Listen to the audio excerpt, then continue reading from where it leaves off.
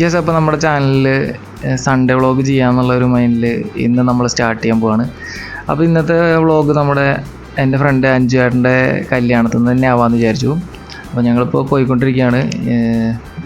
അപ്പോൾ നമ്മൾ വെയിറ്റ് ചെയ്തിട്ട് കുറച്ച് പേര് നമ്മുടെ അവിടെ ഒരു ഫ്രണ്ടിൻ്റെ വീട്ടിലുണ്ട്. സോ അപ്പോൾ നമുക്ക് പോകാനുള്ള രണ്ടാമത്തെ വണ്ടി വന്നു. ധനേശേട്ടൻ ഫോളായിട്ട് വന്നു.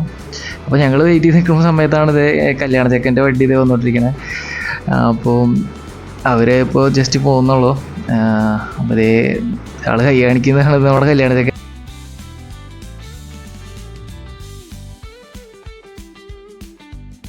അപ്പോൾ നമ്മുടെ വണ്ടിയിലേക്ക് ഇനി ഒരാൾ കൂടി വരാണ്ടായിരുന്നു. അതാണ് ഞങ്ങൾ ഇത്ര നേരം വെയിറ്റ് ചെയ്തത്. അപ്പോൾ കല്യാണം മുഹൂർത്തം എന്ന് പറയുന്നത് 9 തൊട്ട് 10 വരെയാണ്.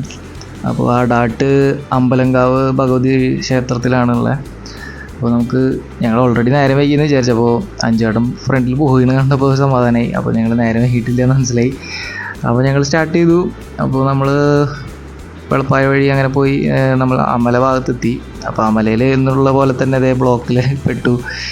അവിടെ ഒരു കൊല്ലമായി പണി തുടങ്ങിയിട്ട്. അപ്പോൾ ഇപ്പോഴും അതിൻ്റെ പൂർത്തീകരണം കഴിഞ്ഞിട്ടില്ല. അപ്പോൾ പണി നടന്നുകൊണ്ടിരിക്കുകയാണ്. അപ്പോൾ ഞങ്ങൾ എന്തായാലും പെട്ടെന്ന് അവിടെ നിന്ന് ഒരു ഷോർട്ട് കട്ട് എടുത്ത് വേറെ റൂട്ട് പിടിക്കാന്നുള്ള മൈൻഡായി.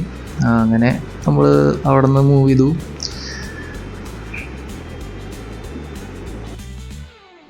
യെസ്, ഫൈനലി അപ്പോൾ നമ്മളുടെ ഡെസ്റ്റിനേഷനായ അമ്പലങ്കാവ് ഭഗവതി ടെമ്പിൾ എത്തി.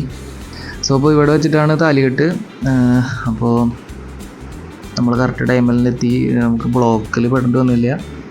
ഷോർട്ട് കട്ട് എടുത്ത കാരണം സുഖമായിട്ട് കറക്റ്റ് ടൈമിന് എത്താൻ പറ്റി.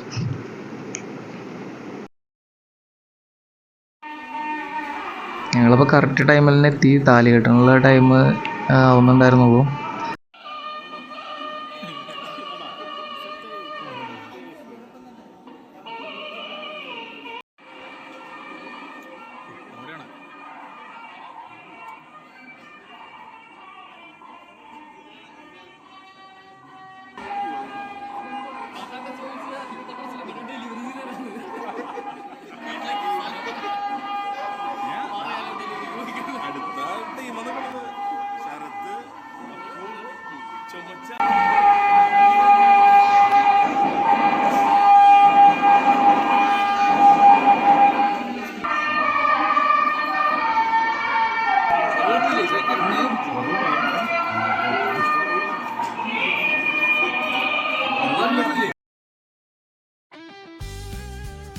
അപ്പോൾ അങ്ങനെ താലികെട്ട് ചടങ്ങ് കഴിഞ്ഞു.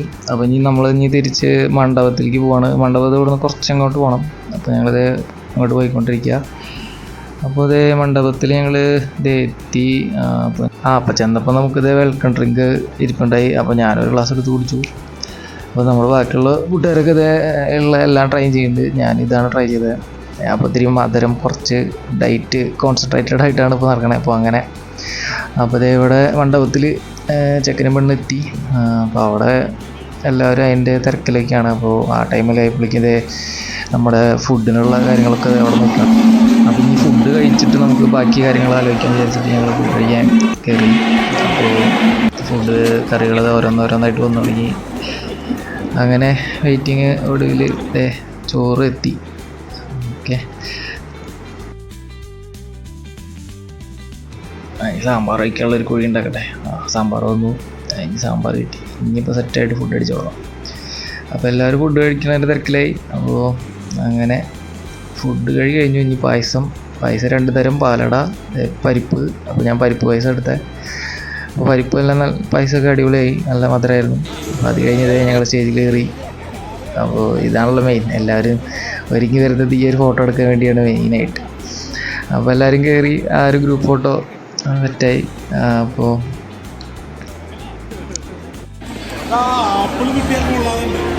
നമ്മുടെ ഇന്നത്തെ വ്ളോഗ് ഇത്രേ ഉള്ളൂ. എല്ലാവർക്കും ഒരു താല്പര്യമായെന്ന് ഞാൻ വിചാരിക്കുന്നു. അപ്പോൾ ഇതേപോലെ കണ്ടിന്യൂ ചെയ്യണമെന്നുണ്ട്. സോ എല്ലാവരും വാച്ച് ചെയ്യുക, സപ്പോർട്ട് ചെയ്യുക. Okay, by.